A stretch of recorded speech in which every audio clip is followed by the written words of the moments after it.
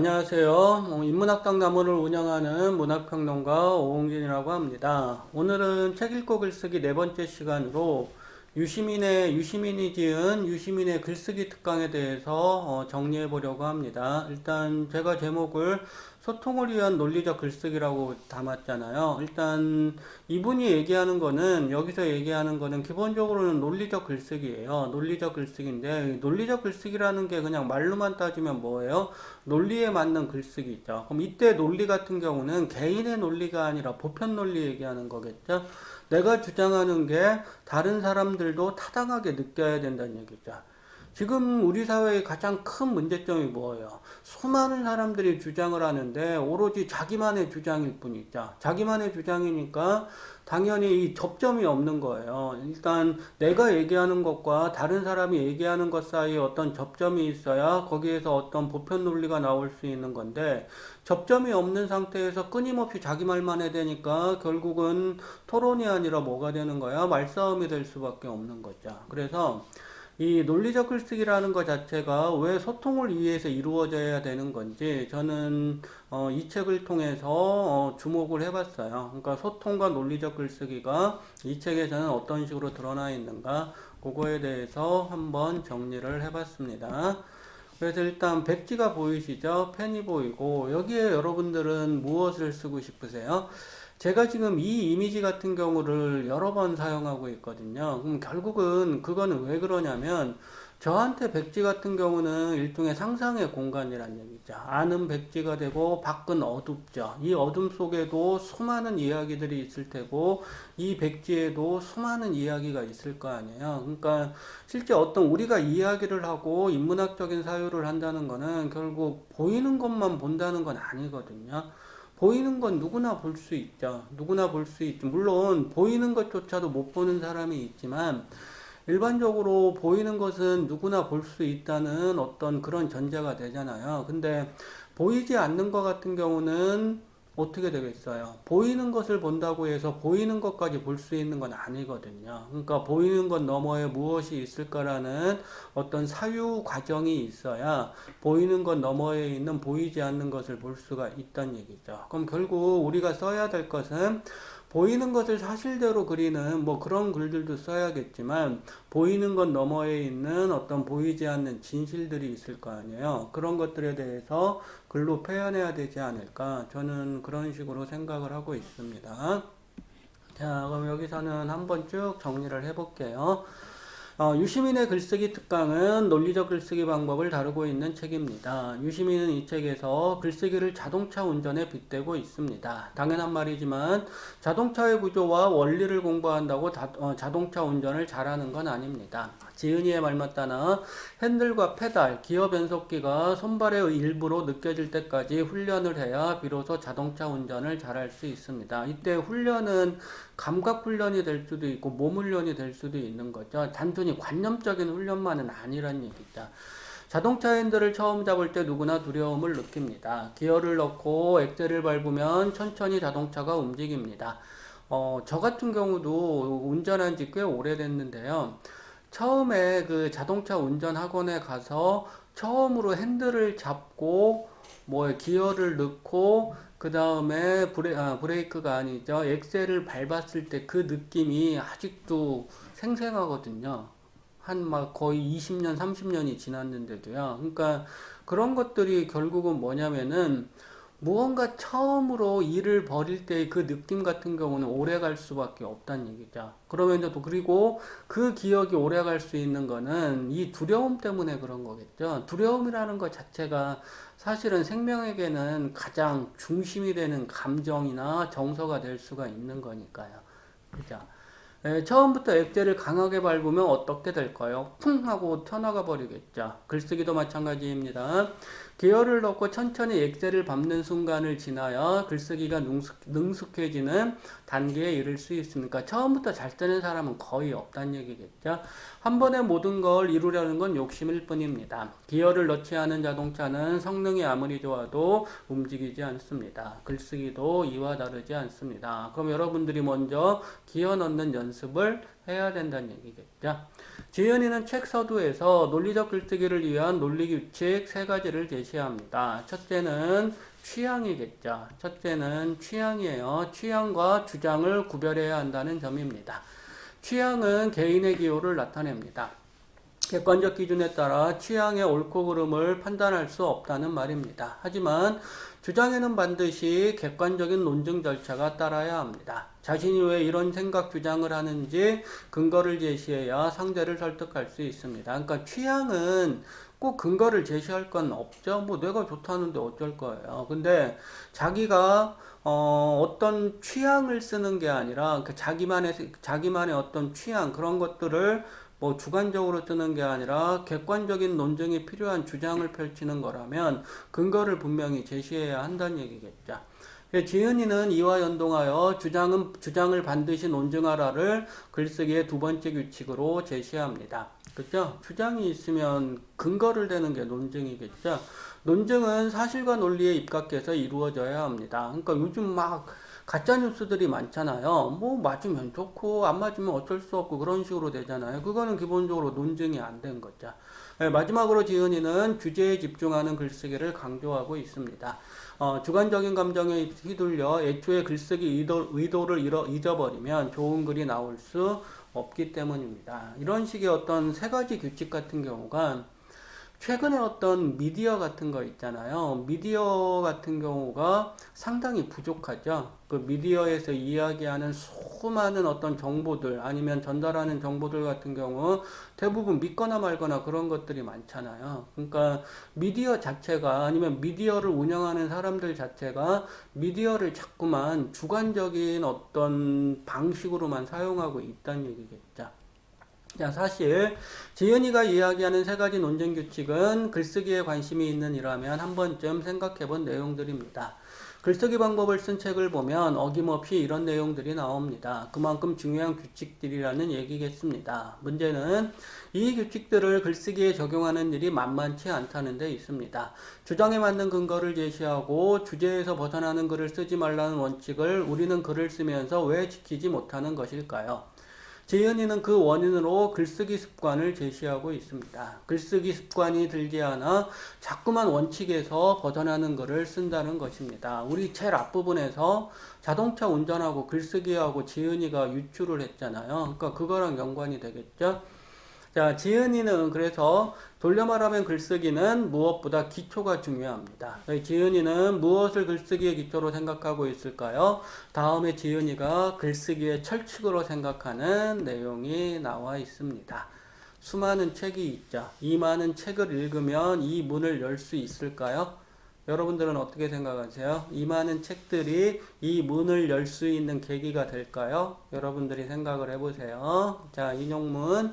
첫째, 많이 읽어야 잘 쓸 수 있다. 책을 많이 읽어도 글을 잘 쓰지 못할 수도 있다. 그러나 많이 읽지 않고도 잘 쓰는 것은 불가능하다. 이 뒤에 게 중요한 말이에요. 많이 읽지 않고도 잘 쓰는 건 불가능하다는 얘기죠. 그러니까 어쨌든 많이 읽는 게 중요하다는 얘기죠. 둘째, 많이 쓸수록 더 잘 쓰게 된다. 축구나 수영이 그런 것처럼 글도 근육이 있어야 쓴다. 글쓰기 근육을 만드는 유일한 방법은 쓰는 것이다. 계속 써야 된다는 얘기죠. 여기에 예외는 없다. 그래서 철칙이다. 저 같은 경우도 그래요. 많이 쓰다 보니까 문장도 좋아지고 생각도 넓어지는 거지. 머릿속으로만 아무리 어떤 생각을 굴린다고 해가지고 결국 글쓰기가 느는 건 아니란 얘기죠. 그죠? 자, 세 번째 페이지로 가요. 많이 읽어야 잘 쓸 수 있다는 말은 많이 쓸수록 더 잘 쓰게 된다는 말과 긴밀하게 이어져 있습니다. 많이 읽는 습관은 글쓰기의 기초를 형성합니다. 많이 읽어야 글로 표현할 만한 내용들을 다양하게 떠올릴 수 있습니다. 이게 많이 읽어야, 그러니까 많이 읽는다는 얘기를 여러분들이 단순히 지식을 쌓는다 이런 식으로 생각하시면 안 돼요. 많이 읽는다는 얘기는 그 책을 통해서 뭐를 많이 한다는 얘기야? 생각을 많이 한다는 얘기거든요. 생각을 많이 한다는 얘기는 그만큼 글로 쓸 수 있는 여지가 많은 소재들이 생긴다는 얘기겠죠. 그러니까 그런 식으로 생각하셔야지 그냥 책을 읽어서 지식이 많아지면 쓸거리가 많아지는 거구나 이런 식으로 생각하면 안 된다는 얘기죠. 많이 읽는다고 반드시 좋은 글을 쓰는 건 아니겠지만 많이 읽지 않고도 잘 쓰는 것은 불가능하다는 지은이의 말은 분명 일리가 있습니다. 많이 쓰는 건 글쓰기 습관을 가리킵니다. 글쓰기 습관을 지은이는 글쓰기의 근육을 키우는 일로 비유합니다. 몸에 근육이 없으면 힘을 쓰기 어렵습니다. 운동을 해야 몸에 근육이 붙습니다.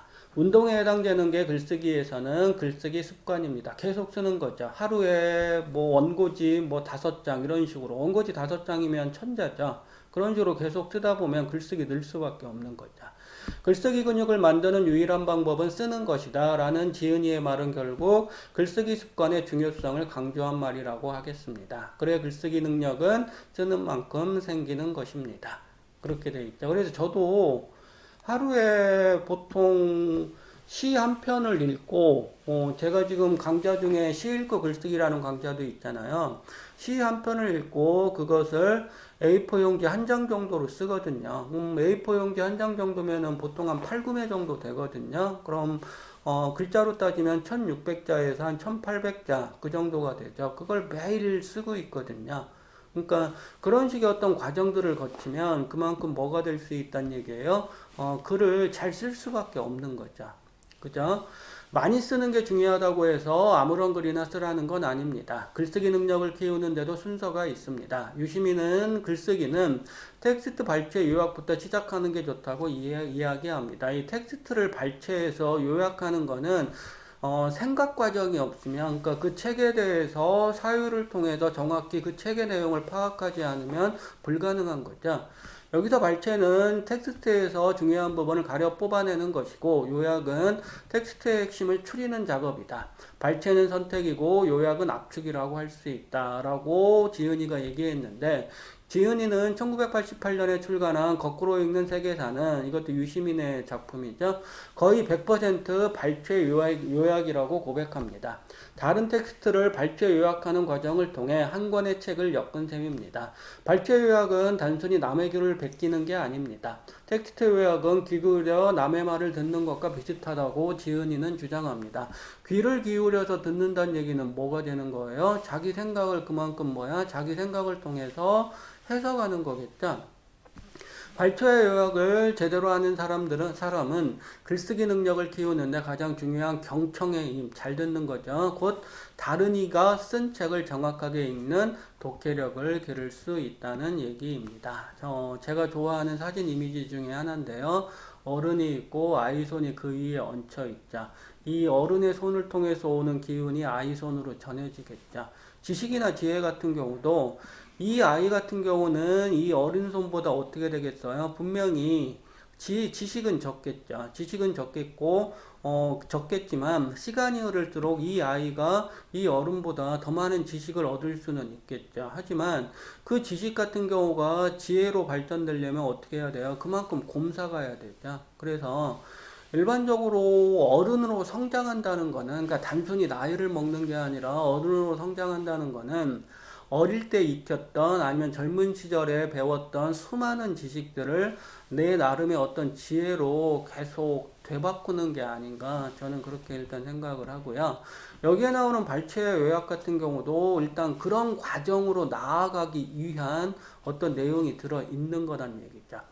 발췌와 요약이라는 말에도 암시된 바 그대로 글쓰기는 결국 글 읽기에서 시작한다고 볼 수 있습니다. 아는 것이 많아야 글을 잘 쓸 수 있다는 말은 분명한 사실입니다. 많이 하려면 많이 읽어야 합니다. 지은이는 글쓰기의 근육을 늘리려는 사람들에게 전략적 도서 목록을 제시하고 있습니다.